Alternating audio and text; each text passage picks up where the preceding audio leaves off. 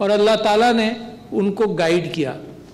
بہت سارے واقعات مل جائیں گے، مگر ایک واقعہ ایسا تھا کہ ایک نابینا حضور سے ملنے آئے، تو کسی وجہ سے اللہ تعالیٰ نے یہ محسوس کیا کہ پھر وہ نبی کو، اپنے نبی کو ایکچول صورت نازل کر کے گائیڈ کریں کہ دیکھو وہ بھی حقدار ہے، وہ بھی اچھا انسان ہے، اس کا مشورہ بھی کام آ سکتا ہے.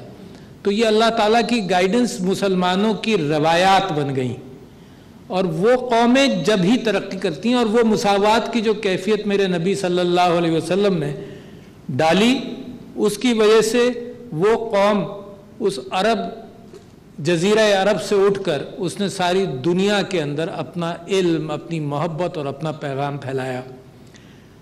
تو ہم بھی کوشش ہی کر سکتے ہیں، اس مثال کو اپنے سامنے رکھ کر کوشش ہی کر سکتے ہیں.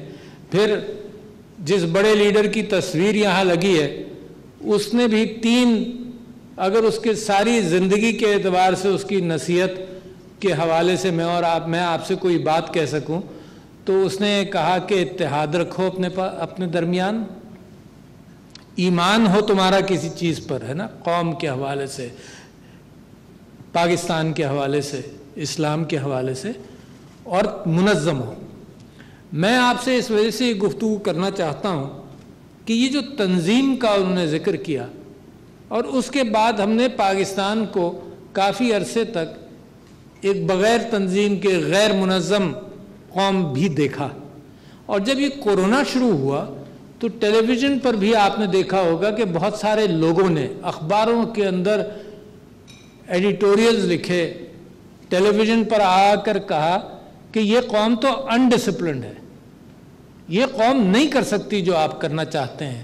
ہم نے رمضان کے اندر تراویحوں کے اعتبار سے اسی ہال کے اندر ہم نے پریس کانفرنس کی، جس کے اندر ہم نے کہا کہ نماز پڑھنے کے یہ ایس او پیز ہیں، اور ان ایس او پیز پر عمل کر لو. ماشاءاللہ آپ سب لوگ آئے ہوئے ہیں یہاں پر، ماسک لے کر آئے ہیں، ایس او پیز پر عمل کر رہے ہیں.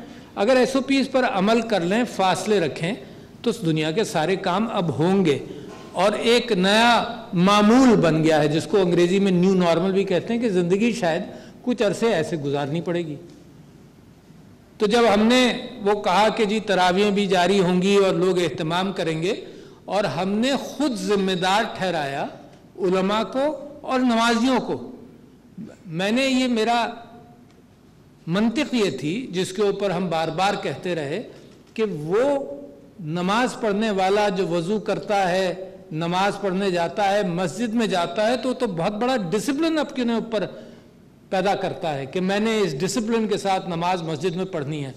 اچھا، وہ اگر ڈسپلن آدمی ہے تو پھر اسی کو ذمہ دار ٹھہرایا جائے کہ تم معاشرے کی ذمہ داری لے کر مسجد میں جاؤ، اپنے بھائیوں کی صحت کی ذمہ داری لے کر مسجد میں جاؤ، اور تم ذمہ دار ہو.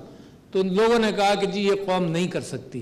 ایڈیٹوریل، جیسے میں نے آپ سے کہا، ایڈیٹوریلز نکلے اخباروں کے اندر، ٹی وی کے اوپر، کہ یہ کیا کر دیا، یہ دیوانگی ہے کہ قوم کے اوپر بھروسہ کیا جائے، اور سارے مسلم ممالک کے اندر نے نمازیں مساجد کے اندر روک دی ہیں اور یہ کیا. تو ہم بھی اس کے باوجود ہم کہتے رہے کہ نہیں، ہماری قوم ڈسپلن کے ذریعے ڈسپلن سیکھے گی بھی اور ڈسپلن کرے گی بھی. اور ہوا یہی کہ ڈسپلن کیا. یہ اس بات کا امکان ہے کہ ایکسیپشنز ہوں. اچھا، کہاں یہ قوم جس کے اندر ہم یہ ڈسپلن پیدا کر رہے ہیں، اور جس قوم کے اوپر لوگ فخر کے ساتھ ہمارے اخباروں میں ہمیں برا بھلا کہہ کر کہتے تھے کہ دیکھو وہ امریکہ اور دیکھو وہ یورپ، وہاں جا کر آپ دیکھ لیجئے، پڑھے لکھے ہوں، کوئی فرق نہیں پڑا جس طرح سے انہوں نے وائلیٹ کیے ہیں یہ کووڈ کے نارمز، ماسک پہنے، جس طرح سے وہ بیچز پر بیٹھے، جس طرح سے انہوں نے مجمع کیے. تو مجھے اور آپ کو تو فخر ہے پھر اس قوم کے اوپر کہ جس نے یہ دکھایا کہ ہم نے کووڈ، دنیا کی ان قوموں کے اندر آپ نے نام رقم کرا لیا تاریخ کے اعتبار سے کہ آپ نے کووڈ پر قابو پایا. اچھا، کیا یہ کہیں لوگ کہ جناب یہ تو یہاں کی آب و ہوا ایسی ہے اور ایسا ہے؟ آپ ہندوستان کا حال دیکھ لیجئے، ان کے ہاں جو کارروائی کی، تو دو چیزوں کو کریڈٹ جاتا ہے، تین چیزوں کو. سب سے بڑا تو ظاہر ہے اللہ کا احسان ہے، میرے مولا کا، کہ اس نے کرم کیا. دوسرا یہ کہ حکومت نے صحیح پالیسیز اپنائی، اور تیسرا یہ کہ آپ لوگوں نے اس کے اوپر عمل کیا، عوام نے. بغیر ان تینوں کمبینیشنز کے خیر اللہ تعالیٰ جب چاہے تو وہ تو گمراہ قوموں کے اندر بھی اپنی برکت ڈال سکتا ہے، اس کی کنڈیشنز کوئی نہیں ہے، مگر باقی تو کنڈیشنز تو ہمارے ہاتھ میں تھیں اور آپ لوگوں نے عمل کر کے دکھایا۔ پھر وہ لوگ آپ جیسے بہادر لوگ جو میدان میں رہے، جنہوں نے یہ کام کیا، میں خراج تحسین آپ کو پیش کرتا ہوں۔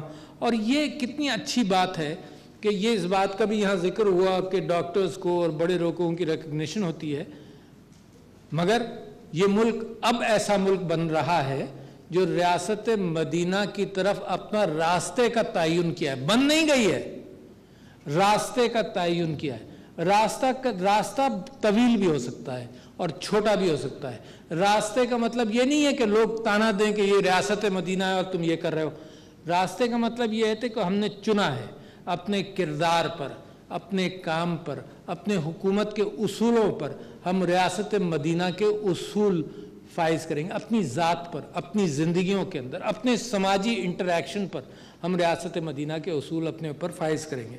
تو جب وہ راستہ ہم نے چنا تو اس حوالے سے بہترین کام ایک یہ کیا، دیکھو آئین ایک معاہدہ ہے عوام کا اور حکومت کا، مگر جس انداز سے ماشاءاللہ احساس پروگرام، میں ڈاکٹر سنیا نشتر سے کل پرسوں سے اس بات پر گفتگو کر رہا ہوں کہ اتنا اچھا پروگرام ہے جس ہر یعنی 1,60,00,000 خاندانوں تک یہ بات پہنچی، 12,000 روپے پہنچے اور بڑھا کر اور بھی زیادہ بہت دور دور تک پہنچا۔ اتنا اچھا پروگرام ہے کہ پرائم منسٹر صاحب نے باحساس امن اور ہمدردی مودی صاحب سے کہا کہ دیکھو اگر کوئی چیز ہمارے یہاں سے لے سکتے ہو تو وہ احساس پروگرام لو، کہ کس طرح سے بڑے شفاف انداز کے ساتھ اتنے سارے خاندانوں کو آپ نے 1,60,00,000 خاندانوں تک آپ نے ڈائریکٹ کیش پہنچایا اور لوگوں کی مدد کی کووڈ کے دوران۔ اچھا یہ کیا ہوتا ہے؟ یہ وہ کیفیت ہے جو خاندانوں میں آپ نے دیکھی ہوگی کہ اگر کوئی رشتہ دار، اگر کوئی آپ کا بچہ، آپ کا رشتہ دار کسی پریشانی میں مبتلا ہے تو اس کے ساتھ جب ہمدردی کے ساتھ کام کرتے ہیں تو ایک یکجہتی کی کیفیت پیدا ہوتی ہے۔ تو میں سمجھتا ہوں کہ یہ سارا کام جو ہے اس نے یکجہتی کی کیفیت عوام کے اندر پیدا کی ہے کہ ہم ایک ہی منزل کی طرف ہم جا رہے ہیں۔ تو لہٰذا آپ لوگوں کو خراج تحسین پیش کرنا بے انتہا ضروری تھا۔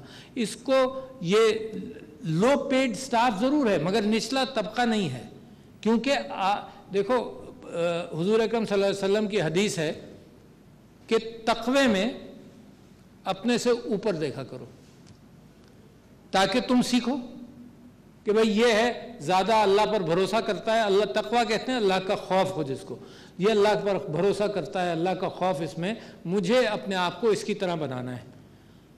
اور مال و دولت کے اعتبار سے نیچے دیکھو، کیوں؟ جس کے پاس مال و دولت ہے اس کی بہت ساری آزمائشیں ہیں، تو جب نیچے دیکھ کر کام کرو گے تو تمہیں اللہ کی نعمتوں کا احساس ہوگا، دوسرے کی پریشانی کا احساس ہوگا اور اس کو تم نیچے سے اٹھا رہے ہوگے، تو جو سکون اس کام میں ملتا ہے۔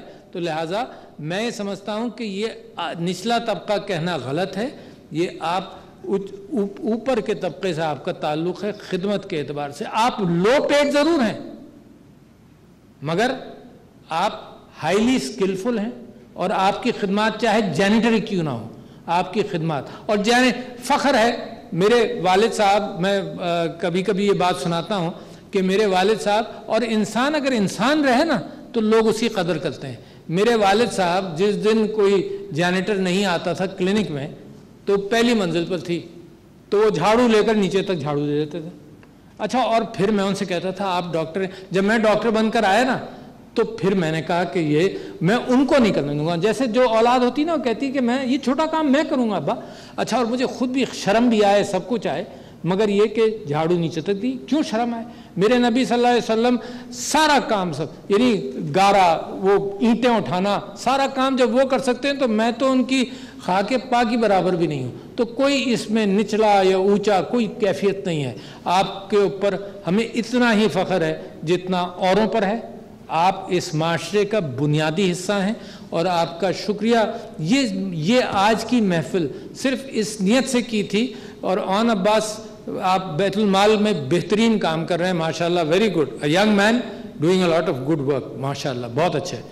तो मैं ये समझता हूँ कि ये आपने मौका दिया हमको कि इन सब को बुलाकर भी और कौम को भी एक पैगाम दें कि असल रियासत मदीना का जो तसव्वुर, मुसावाती तसव्वुर है, उसकी तरफ हम बार बार अपने आप को याद दिलाकर आते रहें।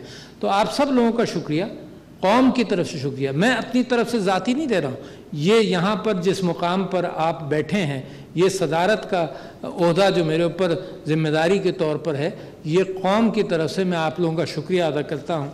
कितनी आजमाइशों से आप गुज़रे होंगे, जो शुहदा की फैमिलीज़ हैं, मैं समझता हूँ अल्लाह का एहसान है हमारी कौम पर कि ऐसे लोग जो अपनी ज़िंदगी को कुर्बान भी कर देते हैं इस रास्ते पर। तो ये सिर्फ पाकिस्तान में पैदा होते हैं ऐसे। मैं आपको बताऊं कैसे, क्यों।